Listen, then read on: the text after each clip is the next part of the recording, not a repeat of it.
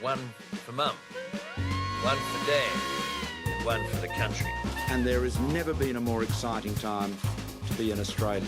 Budgets are about choices, Fran, and you show what you value through the choices you make. This is coal.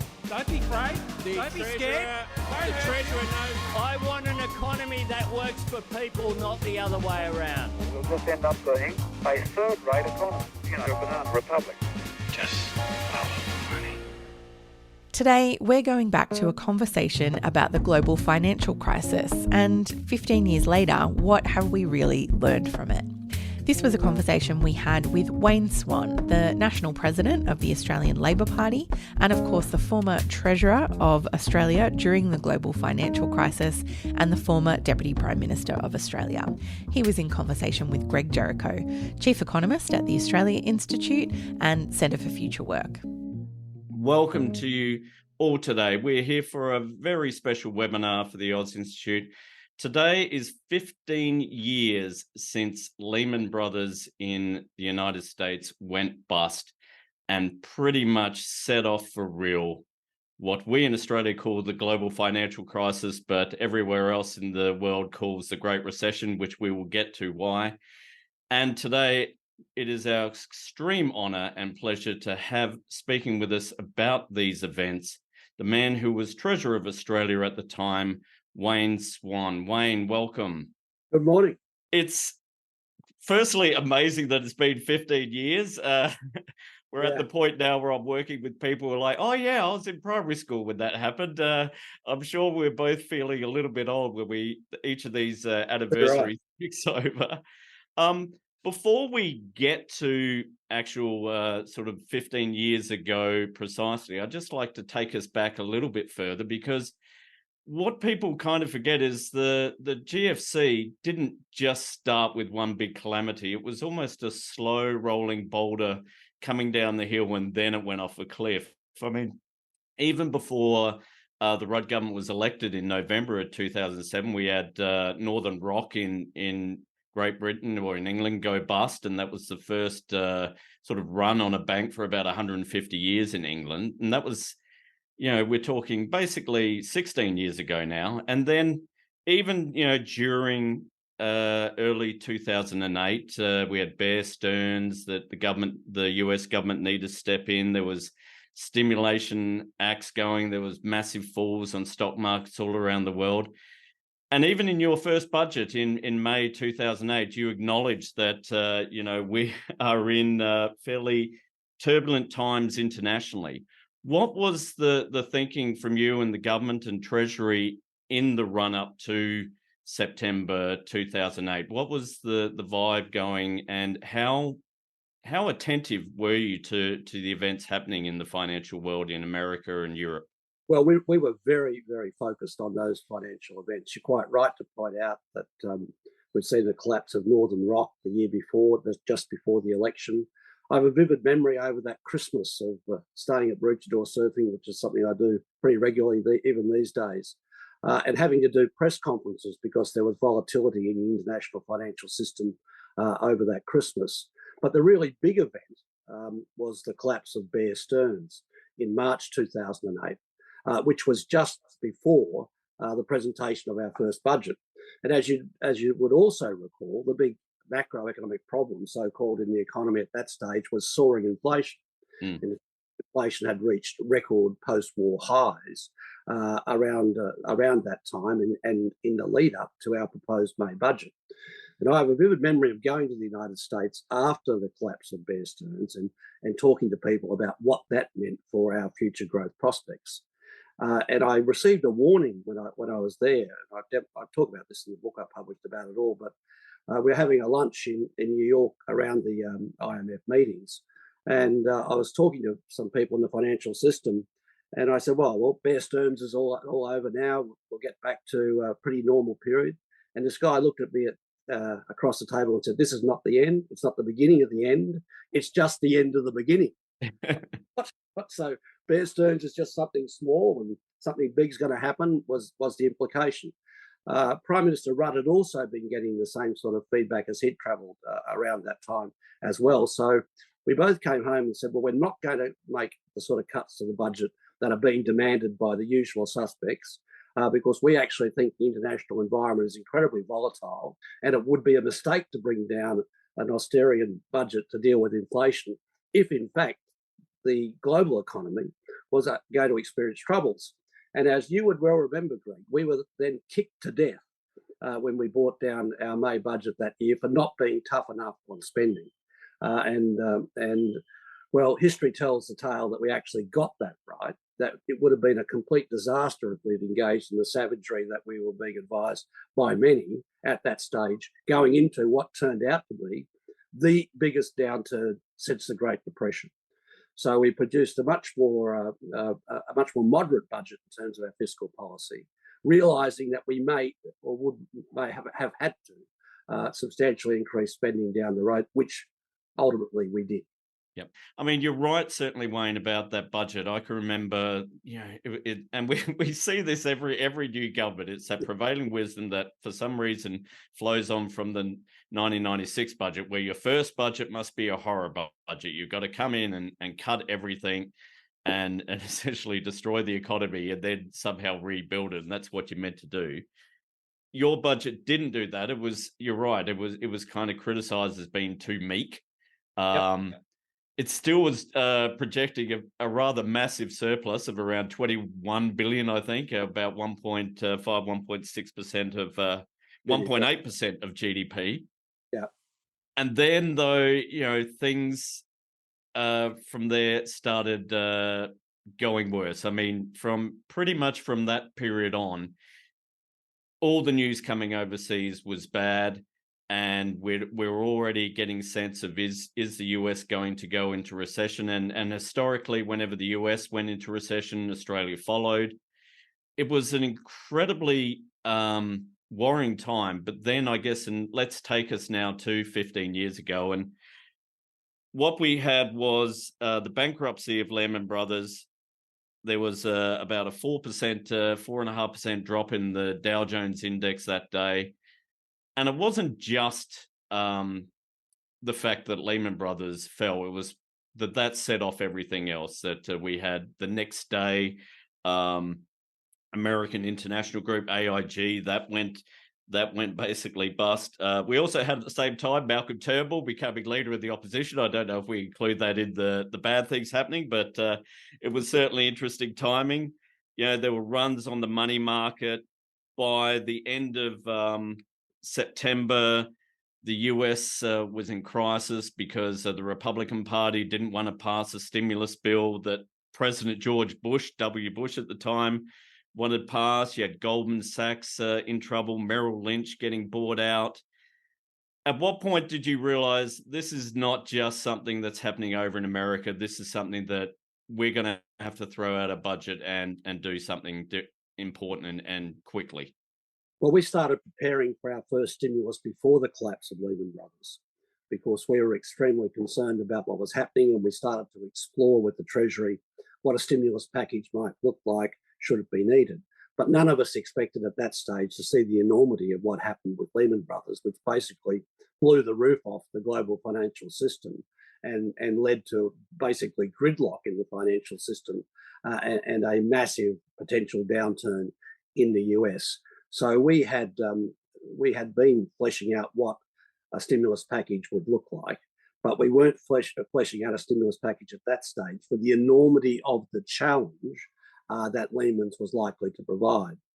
So we brought down our first stimulus package of $10 billion in early October, knowing that would just be the first instalment on something bigger, because it was very clear that the world was going to experience the first contraction, basically global contraction since the Great Depression. Yep. And now, we were determined not to be part of it. I mean, in between Lehman Brothers collapsing and that first stimulus package, which we'll get to, you actually had meetings in Washington with the IMF and I think it was the World Bank at the time. What was the tone of those meetings? Was it pure panic? Dire. Absolutely dire. So that was we already had prepared our stimulus package when I flew out for those meetings that weekend. And as I went to the meetings that weekend, I was even more concerned about the need to announce our stimulus package which was announced the minute I returned from the States the following Monday morning. I literally got off the plane from the States and walked into the press conference to announce our first instalment, which of course was a $10 billion program predominantly aimed at strengthening consumption, particularly amongst cash-constrained consumers. You might recall Go Early, Go Hard, Go Consumers. Yeah. And that's precisely what we did. But we were already then, as we brought that down, planning a second stimulus package, preparing for the worst. And of course, as we then went through the next couple of months, the worst was obvious in the global economy, and we're going to see, a synchronized drop in global demand, the likes of which we hadn't seen since the Great Depression. So we had got ahead of the game, but we were incredibly shocked by the size of what we were dealing with and the challenges that it presented. So obviously we didn't have the inflation challenge anymore that everyone's been urging us to actually deal with at that stage. And we got stuck into some pretty serious fiscal policy. And one of the reasons I think we were ahead of the game is both the Prime Minister and myself had travelled extensively throughout that year, and we were acutely aware of the uncertainty that was around and of what could actually happen, but not prepared for the extent of that downturn. I mean, every developed economy went into recession, substantial developed economy went into recession towards the end of that year. So we knew we would need a much more substantial package, which we then brought forward, the $42 billion package, which we did in early February 2000.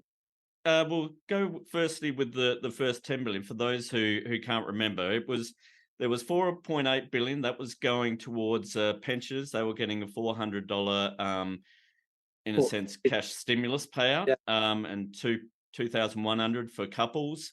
Anyone on family tax benefit A were getting $1,000 per child. And there was also a doubling of the first home bonus and a tripling, basically, if you were constructing your first home.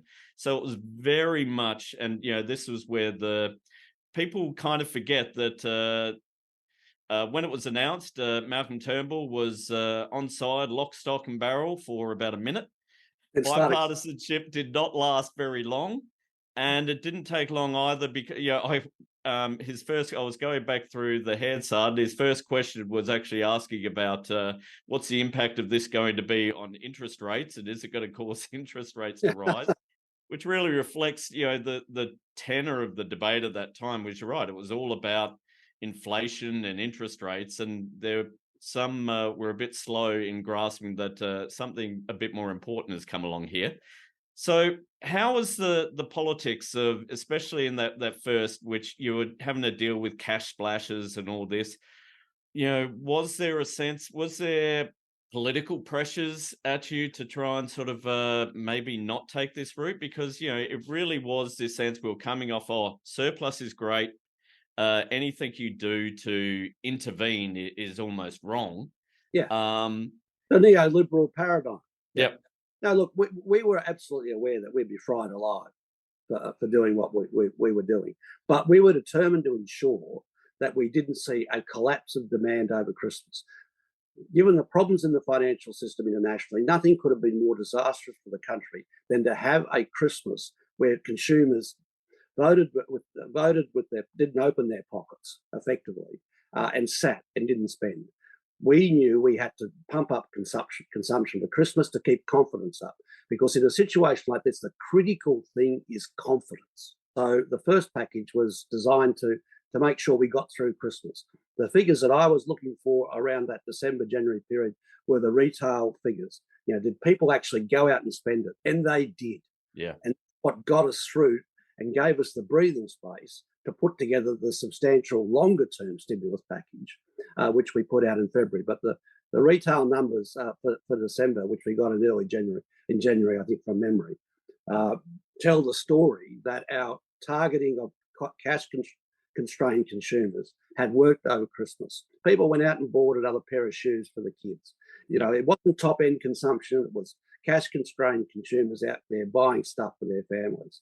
And it worked. Yeah. I mean, just to give our audience a bit of an idea of the political sort of pushback you're getting, I was again going through Hansard and Malcolm Turnbull asked a question about the retail figures had shown in December that retail sales had increased about 1.8 billion.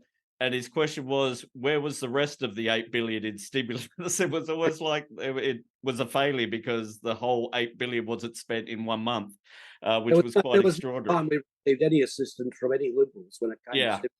But I mean, and you're right, I can distinctly remember that Christmas was a busy one. And I think there was even an anecdote from Kevin Rudd. I can't remember whether he was overseas or his wife, but one of them was overseas and saying it's quiet as anything. And they were talking on the phone. He says, well, I'm in the department store here and it is packed.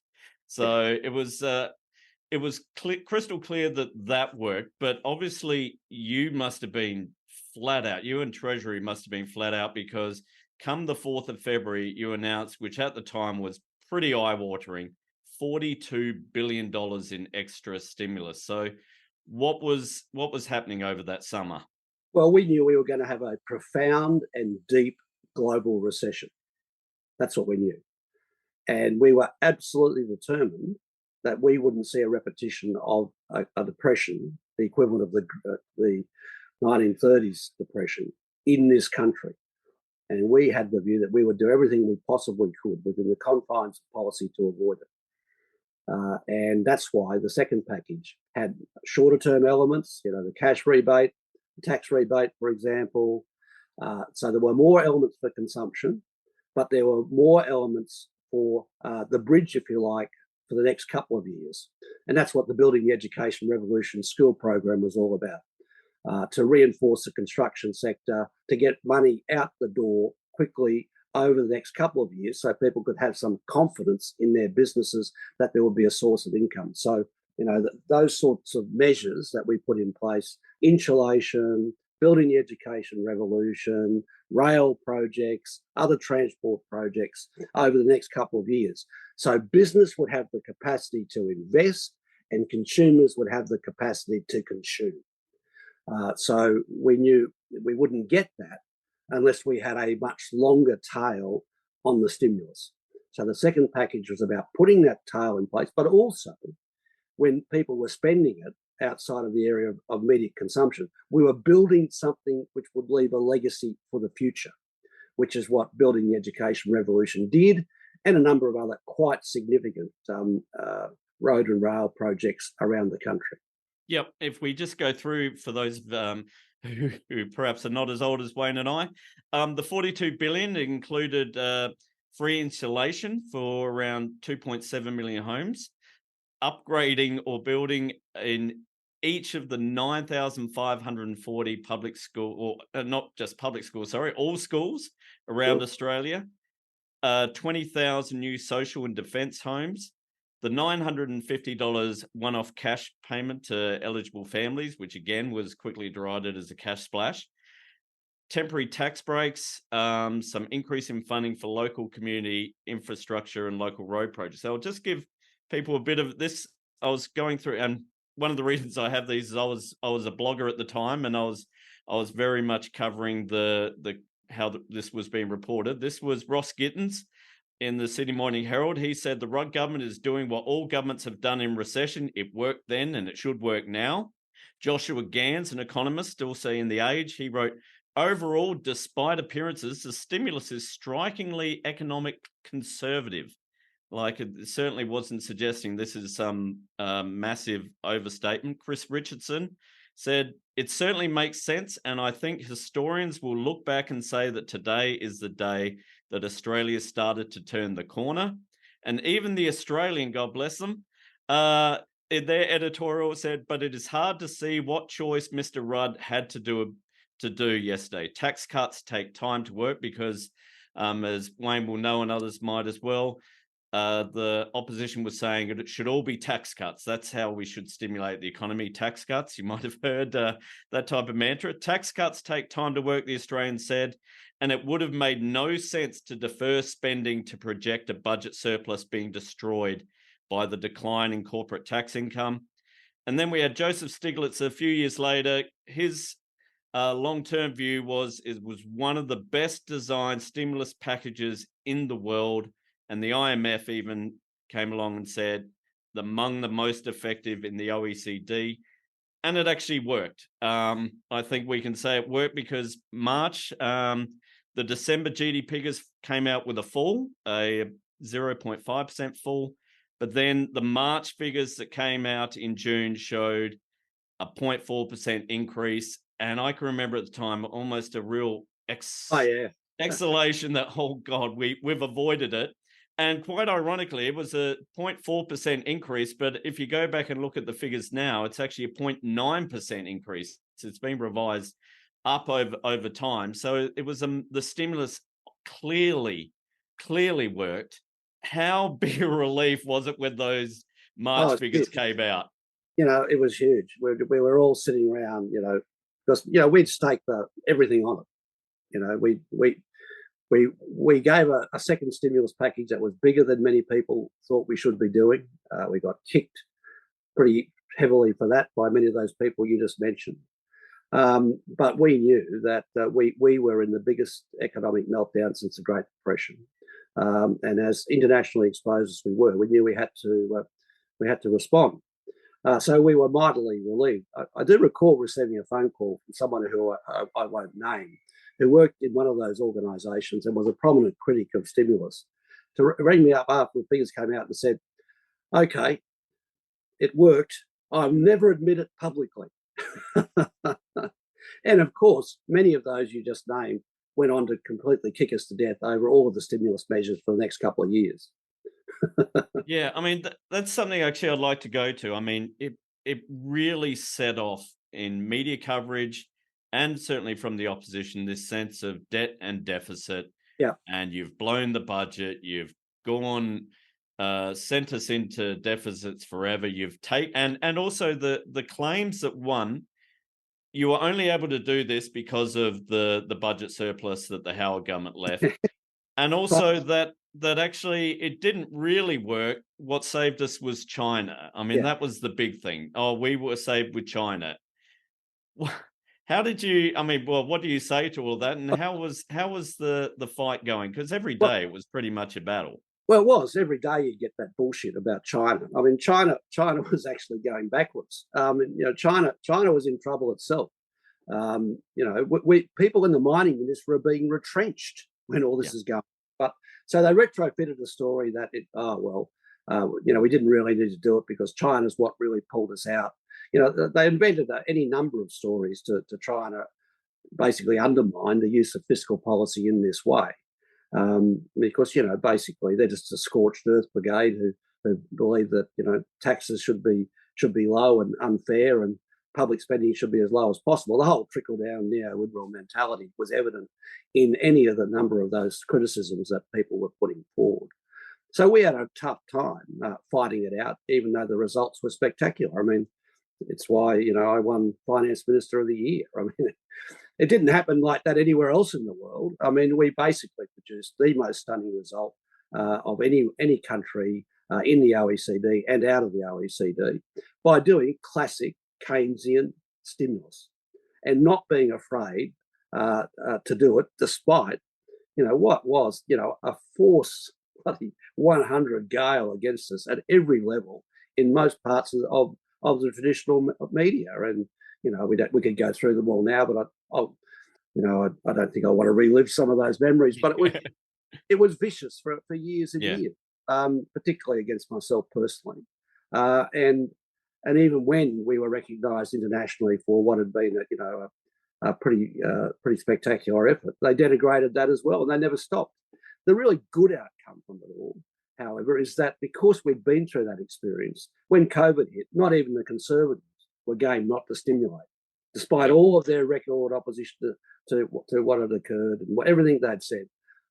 They basically were forced into a Keynesian position. They just did it really badly and didn't target it very well. As it turns out, we did target our stuff really well.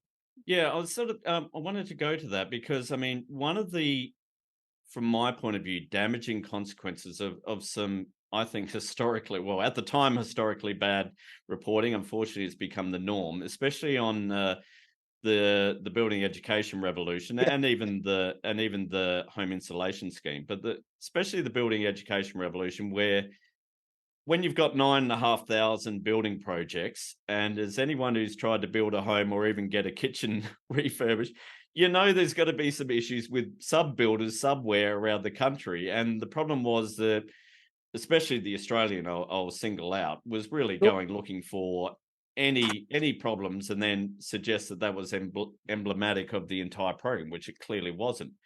But one of the problems with that was this real sense that, despite all the evidence, that this was almost a bad way to respond, that you shouldn't do public works such as you did, which are still standing, still used, and still enjoyed and delivering ongoing benefit and will for the next 20, 30 years until hopefully another government does the same. But were you concerned about, as you were looking on during COVID and knowing, right, we're going to need a stimulus package, at the sense that, okay, are they going to, the government at the time, the Morrison government did respond in Keynesian sort of way, but as you say, a bad way. They almost learnt the wrong lessons from Well, it what you wasn't did. anywhere near as targeted as it ought to have been. That's all. I mean, the good thing was, my fear coming out of that experience was that no government would ever want to stimulate substantially ever again. They did stimulate, and they had to, but the case was absolutely compelling because there wasn't any slow burn on it. Things just stopped overnight. So I think that pushed them into elements of what we did. But, the really open-ended stuff for business was just, a recipe for largesse to the top end of town. And there should have been a lot more accountability in all of that. But having said that, I mean, they had to do it quickly. And I know what it's like when you've got to do these things quickly. So there will always be fraying edges. But going back to our programs, none of their royal commissions justified any of the vile stuff which was directed at what we did in building the educational revolution. They didn't find a thing, not even in insulation did they find all the sorts of allegations that were made about it. So they survived basically Liberal Party royal commissions as well. And if you go back and even look at those reports, they're pretty good given the speed with which we actually had to act. So I don't think anyone can do these things 100% correctly. You always will make mistakes. But in terms of the stimulus that they pumped out during COVID, far too open-ended and should have been far more directed, like our earlier stimulus programs were. Yeah, and I think that a big difference is also in how I think the Labor Party has responded. I mean, as soon as the Liberal Party came into power in 2013, they essentially pretended the GFC didn't actually occur and that somehow the budget was in deficit through just your decisions rather than it was a counter to anything. And so it was this continual line about debt and deficit. And I think one of the good things is that, from my point of view, that the Albanese government, they sure have criticised some elements of JobKeeper, but haven't gone overboard in saying, oh, you did too much, you were wasteful. I think there's a lot more realistic view coming that actually when, as you say, when the shit hits the fan, you kind of want to err on the side of too much because there's no, I think, and that was, I think, as we go back to the GFC, Ken Henry was Secretary of the Treasury at the time, who essentially made his bones during the 1990 recession, where we did err back then on the side of caution and kept having to come back and do more programs to keep stimulating a bit. Was one of the things that motivated myself. I saw people who were injured in that early 90s recession. And I, of course, had parents who went through the Great Depression. And, my family was moved off a soldier settlement farm during that period. I'd had some personal experience through relatives, both in the 90s and through my family history, of what a country looks like if it does not intervene to protect their people. And that was very much the mentality that we had in the Labor Party, but it wasn't a mentality in the Liberal Party. And I'm still not sure that the use of fiscal policy in this way is something that would ever be fully embraced by basically the neoliberal brigade that are running the conservative side of politics.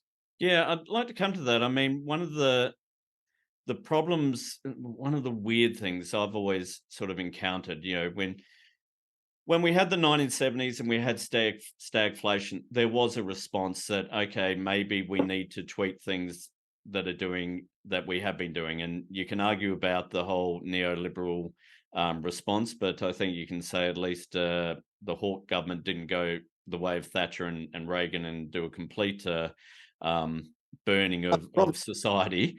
But there was at least a response from something, and there was a change in thinking from all sides, essentially. We had the GFC, where clearly that showed the failure of letting the free market rip over in America, where there was a real drop in regulations on banking and finance. And it destroyed the world's economy. And yet we came out of that with this sense of, oh, well, we just have to keep doing what we were doing beforehand and things will be right. And there really, I don't think, has been enough of a response of actually realizing we have to change the way we're doing things, and actually worrying about debt and deficit is the wrong way to go. How do we...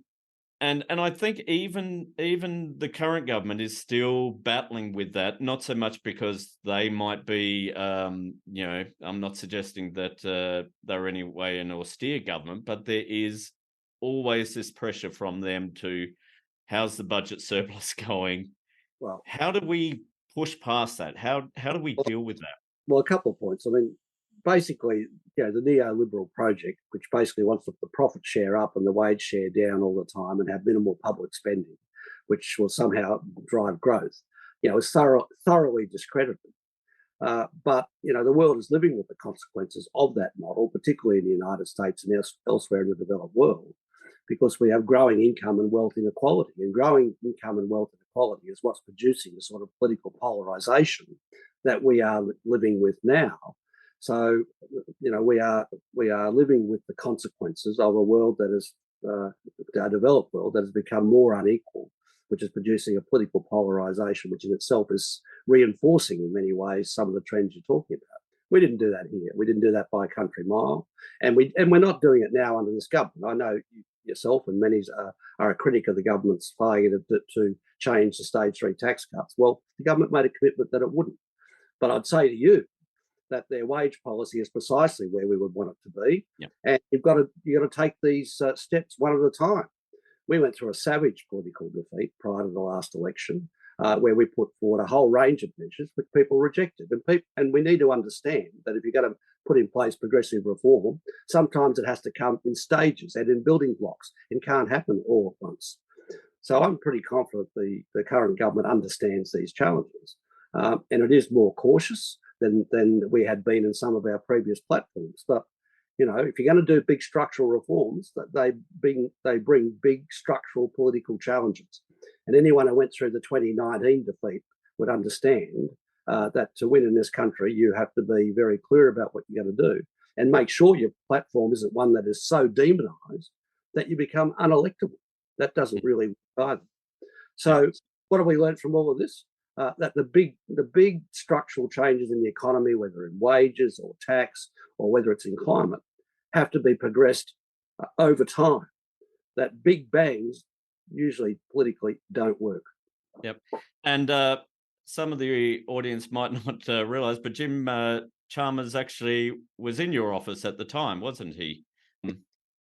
So he certainly has first-hand experience of the benefits of Keynesian economics and stimulus. And you're right. I mean, people forget prior to the election last year, I mean, Anthony Albanese was pilloried by many in the media for just suggesting that the minimum wage should increase by the same rate as inflation, as though that was going to suddenly set off inflation, and it was being incredibly irresponsible. It's certainly a fight I've been waging in the past decade as a journalist and a columnist at Guardian and ABC and various places, of trying to push back on the budget balance mania, I guess. But one of the other things I was going through, I think it was something you said a couple of years ago, it was the 15th anniversary. You were talking that one of the big lessons that you took from the GFC was that inequality was not just a social policy, it was an economic one. Can you tell us a bit more about that and really what fired you on that aspect? Well, it's always a view I've had, but through much of the debate in the 90s, the debate was around social policy as if economic policy wasn't social policy. But what, the growing wealth and income inequality around the developed world has shown is that, what drives bad social policy is very inequitable economic policy. Now, this, of course, had been largely ignored by the mainstream international institutions, but in 2013, 2014 through 2015, the IMF did a lot of work in this area, and basically they reached the following conclusion: that we ignore distributional issues at our peril. And essentially, fundamental economic policy is the driver of good social policy. Social policy is not just there to sort of fix up the cracks. Social policy is never going to work unless you've got the platform, a progressive platform in your economic policy, a decent wages policy, a decent fiscal policy, and also a decent, these days, climate policy. They all have to work in tandem. And if your tax system is too regressive, then ordinary people whose spending drives the economy have their spending constrained, and the rest is history. So, we need to put a lot more emphasis on the overall impact of distributional questions when it comes to analysis of basic economic policy, basic social policy, and of course, basic climate policy. Yep. And actually, that brings us to a question from one of our viewers. Kate Cooper is asking about the impact of climate change on global finance, and I guess also on just budgets and how governments are going to need to respond to climate change. We've seen certainly in America with the bizarrely named Inflation Reduction Act, which gets the acronym of IRA, which confuses everyone at all economic conferences of what we're talking about. But they have engaged in massive stimulus. In a sense, the kind of thing you would see normally as we saw during the GFC, with massive stimulus towards infrastructure spending and so on. Do you see the lessons of the GFC being able to be applied to things like climate change, across from finance to how governments operate? Well, clearly the US are getting around the domestic political opposition through spending measures in the economy. And, I'm quite excited by what they may well achieve. Just imagine what our economy here would be looking like now, and what our power system will be looking like now. If our emissions trading scheme of 2011, 2012 had survived, we'd be leading the world in the production of renewable energy. We probably we may have even cracked the hydrogen nut. We'd be so far advanced, it's not funny. So I think, climate policy is also a distributional question. But we've got to keep the lights on as we go about actually rebuilding our power system. So I see all of these questions as intimately linked, and I'm delighted that the US is finally doing something to drive not only renewable energy, but to reindustrialise, which is also a challenge we've got at the same time. So if you look at the sort of current architecture of what the government here has got in place, we've got Net Zero Authority with Greg Combay, we've got the Manufacturing Fund that's being set up, and we've got the surviving Clean Energy Finance Corporation that we put in place. In tandem with the right set of initiatives, those three key bodies that we've established should be able to drive the energy transition as well as part of the reindustrialisation that we need, not just for climate purposes, but also for defence purposes. So I'm pretty optimistic about that. And, this country has the capacity to do it a lot better than the US and a lot more quickly if we can marshal the resources quickly enough. Yep.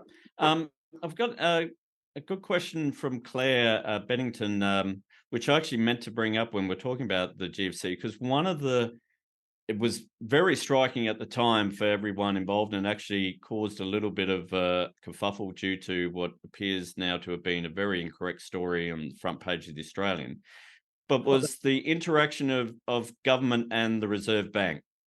It was, in a sense, a little bit of a ditching of the Reserve Bank as independent. It was, right, let's get together and work out these things together. How did you sort of traverse those waters where normally, governments don't talk specifically with the Reserve Bank about what you're going to do and what we're going to do? I mean, that must have been a fairly...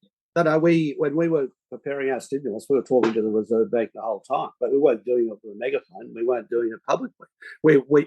because our stimulus was a coordinated fiscal approach and monetary approach. So, what we were doing on fiscal policy was known to the Reserve Bank when it was acting on monetary policy. So whilst we weren't directing the Reserve Bank on monetary policy, we were liaising closely. I spent an enormous amount of time as we were going through all of these measures that we were putting in place, talking to and working with the Reserve Bank. I mean, one of the things was the first thing she did was guarantee bank deposits. Because we didn't have a claims scheme. The previous government had left us without a financial claims scheme for the banking system, precisely at a time that the world banking system was collapsing. It was, we had to move very quickly on all of those things, and there was all the way through this period incredibly close coordination between the government and the Reserve Bank. My own view was that they moved rates up too high too quickly through the latter part of our period in government, but that just demonstrates the independence of the bank. I think history will show that they were probably too high through the second period of our government, and that wasn't necessarily our choice. But certainly when we were stimulating, we were working reasonably closely with the bank, and they knew exactly what we were thinking, and we knew what they were thinking. I mean, I think that's actually quite true, and I certainly agree with it that they were very desperate to get back to normal rates as they saw it, and of course they raised them pretty quickly, and then for essentially a decade they kept cutting them. Do you see any sort of parallels with what's happening now after the COVID crisis and the Reserve Bank wanting to get those interest rates back up very quickly? Oh, maybe. I think it's a bit different now. We've got a fully employed economy now. We didn't have a fully employed economy. I don't see a lot of parallels. Personally, I think they should have been done at one or two rises ago, but I think they're probably on the way down at some stage in the next little while. Yeah, I mean, because at the moment we're seeing GDP per capita, in a sense, fall. It's gone, it's down a year from where it was a year ago. Do you get the sense that is there, in a sense, in some ways, it's a little bit akin to where you were without the catastrophe, certainly, but when you were having to introduce stimulus, it was against a backdrop of, as you said earlier, the inflation was rising. And there's always this concern about, are we going to send inflation soaring? It's amazing how people just are scared of the 70s. Most people who weren't really even working or doing anything in the 70s, but it hovers over us. How do governments, and how did you in government, when you're balancing those concerns about, are we going to set fire to inflation, or do we focus on the economy? What do you hope the lessons that Jim Chalmers has taken from his time in your office and is now, when he's looking ahead with what we're seeing as a slowing economy, but unemployment's still very low, but this sense of maybe there are actually still some dangerous waters ahead, certainly in the world's economy? Oh, I don't think that there are a lot of parallels at all. I hope we're in a period where, we're going to see unemployment lower than it's been for a long time, and I think we will, because we've got such a substantial amount of infrastructure to build, whether it's the energy transition, whether it's elements of manufacturing industry. However it's funded, public or private, there's a very big backlog of infrastructure, and throw in housing as well. So I see us as an economy that's going to have continuing inflationary pressures, because we'll be largely fully employed, putting in place what is a pretty big reconstruction of the economy across different sectors. That will also bring some of those inflationary challenges to the fore again. So I don't think where we are at the moment is where we've been for probably at any time since basically the Second World War. Yeah. And of course, we're, the fight at the moment, without getting too far away from the GFC, is very much about, in a sense, the division of national income and whether it's going to profits or to labour. And we've certainly now seeing the concerns about productivity falling, and thus labour needs to be, and when I talk labour with a U, workers need to be constrained on their wage increases and everything. It's again, I think it just feeds into that narrative that you certainly had to deal with, that it's always about being constrained and being conservative and not in any way putting upward pressures on things. Whereas I think what was shown from the GFC was that governments need to protect workers, need to protect households rather than protect their bottom line at times. Sure. Well, the profit shares at record highs, and this will be contested. They'll say take out the mining sector, and it's not really. But business has had quite a few good years, and it looks like it's going to have quite a few good years to come. And I think there should be a much more intelligent discussion about the share that goes to workers, the share that goes to companies, and companies need to be profitable. But there are some very profitable companies, who don't always engage in what I regard as community-minded activity. So I think that is a debate we have to have. But I think we are going to be in a slightly different position from where we've been at any stage in the last 30 or 40 years in the next couple of decades. And you can see this in the emerging debate about the extent of labour having to come in, because we're not going to get all this stuff done unless we've got an adequate labour supply. We're not going to get all this stuff done unless we've got somewhere to house the people that are doing it. So we've got, we've got a slightly different debate than we've had in a long time. There's elements of the old debate in it, but we've got a different combo, and it's going to need some lateral thinking. I think the federal government is up for that lateral thinking, as evidenced by the three bodies I was talking about before and what role they may play in investment and in coordination. Yep. I mean, looking back now, 15 years, is there, I don't think you'd have any qualms too much about the actual economics of what you did. Do you think back and because one of the annoying arguments I often heard was that Labor don't get any benefit from this because they actually saved everyone from the recession. So, no one felt the pain, so they didn't know how good they'd got it in a sense. Do you think back on the political and the sort of how you countered the narrative and think that there were lessons that you could have learned from that? Well, you might recall that in our second term, I set out to try and counter that narrative with a series of speeches. One of them was around the theme of Bruce Springsteen and music and what it said about distribution. Another one was about the distribution of wealth, and the 0.01%. I tried to lay those issues out and copped an enormous amount of blowback over doing that, as you will well recall. So part of my answer is I tried to do it. Was I as effective as I could have been? Obviously not. But many of the things that we did during this period and many of the things that I captured in those sort of presentations in that second period of being Treasurer are themes that are enduring and are coming to play now in politics. How progressive should the tax system be, both in the business side of things and in the personal side of things? What is the appropriate distribution of wealth and income in the economy? How does that relate to issues like reindustrialisation? They were all issues that were around, and of course, many in the Murdoch press were only ever interested in kicking us to death over them. Yeah. Do you think that actually even the current government or even the Labor Party in general should be a bit more proud of what occurred during the GFC? I know the problem with those years is, of course, the Rudd-Gillard, all that horror, which I certainly don't want to go through now, but in a sense that kind of buried that achievement. And do you feel like there has been a bit of almost a memory lapse at just how successful you were, and that it really is something that kind of should be proud of in the way that we always hear, for example, the conservative side brag about Costello and the surplus? Should there be a bit more boasting about what you guys did? Well, that's why I'm doing this seminar. It's quite obvious. No, look, your organisation, the Australia Institute, polled all these issues, and what you found was the stimulus was respected and popular.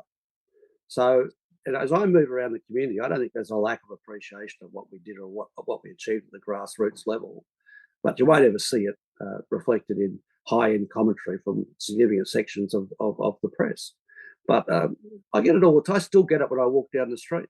And the polling that the Australian Institute did on this is very clear, well understood in the public, well regarded, overrun by internal issues in the government, and which are regrettable, but that's a topic for another day. But nevertheless, I think we are recognised for what we did during that period, and we're proud of it. I mean, one of the things that I think many Australians don't realise, and I said this at the start, we still refer to as GFC. Everywhere else, it's the Great Recession, Exactly. and it was a long recession. It essentially, the COVID, in a sense, got most of the Northern Hemisphere kind of out of their dire sort of state of affairs of just chugging along, and that was due to massive stimulus again. How do you sort of when you look back? I mean, what are the things you're most proud of about what was done? Is it the fact that you could walk down the street and see a building at a school and know, actually, I was kind of responsible for that? Well, I do. I've got one across the road from where I'm talking to you now, at the school that I live opposite. Now, the thing I'm really proud of, and it doesn't really get seen in this vein, there's a lot of talk in the community, particularly with the intergenerational report, about how the baby boomers have got everything and didn't do anything for anyone else. This package was actually done for subsequent generations. The biggest beneficiaries of the stimulus packages that we put in place are millennials and Gen Z. They were the people who continued to get the jobs, that got their careers started. They didn't end up starting their working life or losing their working life in the middle of a big, deep recession that happened to their contemporaries in every other major developed economy. So the baby boomers passed on to those subsequent generations a very, very big gift, the start of their careers or the preservation of it. And the other thing we passed on was also that an emissions trading scheme could work in this country, could be designed, and could produce the desired results. Because what was left after they emasculated it has been the only thing going for this country when it comes to emissions reductions in the last decade. So there are some pretty big intergenerational benefits that people don't talk about as intergenerational benefits, but were reflected in a much lower level of unemployment in this country, a much lower level of inequality in this country. And that can all be traced back to what we did in our 6 years of government. Do you think, when you're speaking about the intergenerational aspect, and certainly housing is the big one at the moment, do you see a need for that more sort of, because you certainly, one of the things was social and defence housing.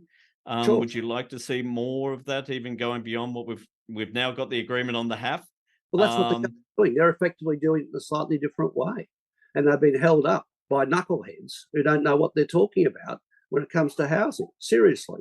I mean, we should have had this project started. We've added more money to it. We were always going to have to add more money to it. We're going to have to probably do even more over time because it's a big constraint on our growth. The housing stuff is spectacular.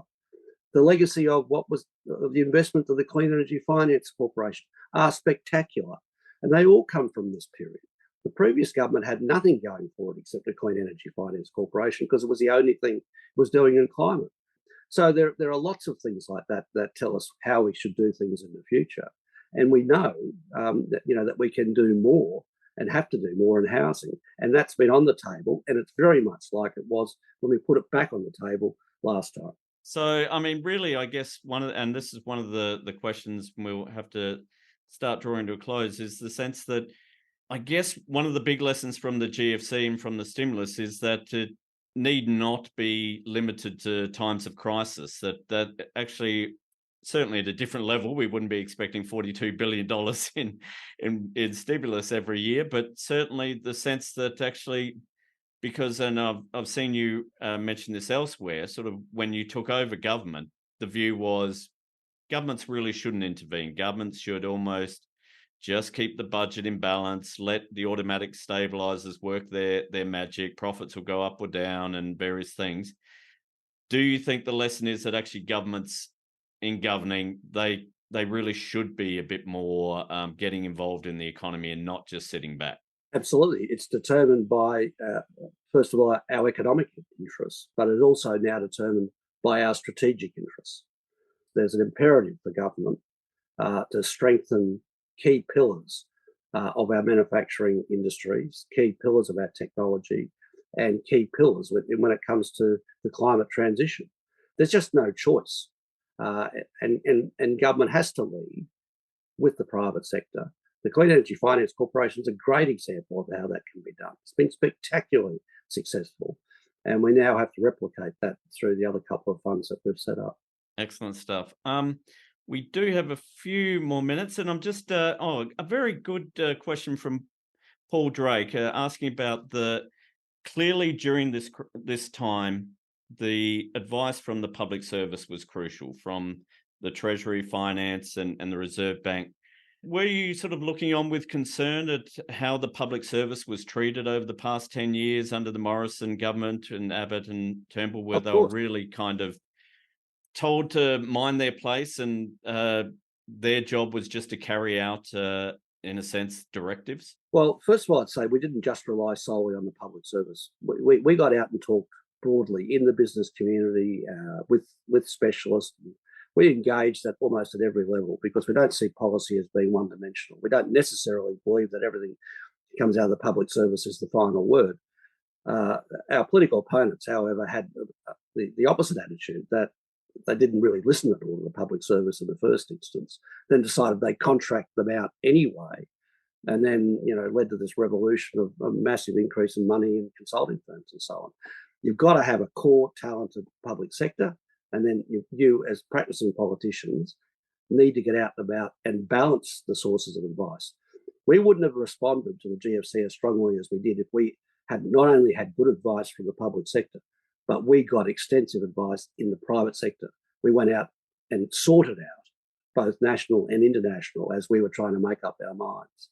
And I don't think any of that went on with the previous government. Yeah, very much so. I agree. I think we'll leave it there. It is about a minute earlier, but I think we've really had a wonderful chat. It's COVID, like a lot of things, has kind of flattened our memories of things and taken away just how massive those years were. It was quite an insane time. Every day you're waking up and another bank was going bust, and these weren't just little banks. These were massive investment firms that were worth billions and billions. And the drop in GDP, the drop in I was looking at the budget figures, and the amount of money that the government had to, in a sense, write off because of changes in estimates on profits, on growth, were just astonishing, and something that no government really had ever had to deal with, probably since the OPEC crisis in the 70s.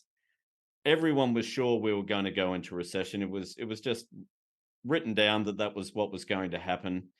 We didn't. Australia absolutely, I won't say we flew through it unscathed. Certainly unemployment did rise, but nowhere near what people were expecting, nowhere near what happened in America and the UK. And that growth just powered us through even the sort of the weak times from 2013 through to the pandemic. And I think the Rudd government and your time as Treasurer, Wayne Swan, really deserve congratulations for that. So thank you very much for speaking with us today. It was my pleasure. And thank you to everyone. This was originally recorded on Friday, the 15th of September 2023, and things may have changed since recording. This has been a summer series episode of Follow the Money. You can find all the Australia Institute's research and upcoming webinars and events at australiainstitute.org.au. And you can find us on Twitter at the Oz Institute with an AUS. If you want to connect with me, I'm Ebony_Bennett with a NNT. Our producer is Jennifer Macy, with additional editing by Emily Perkins. Our theme music is by Paulson Thrum, with additional music from the Blue Dot Sessions. Hope you're having a great summer. Thanks for listening.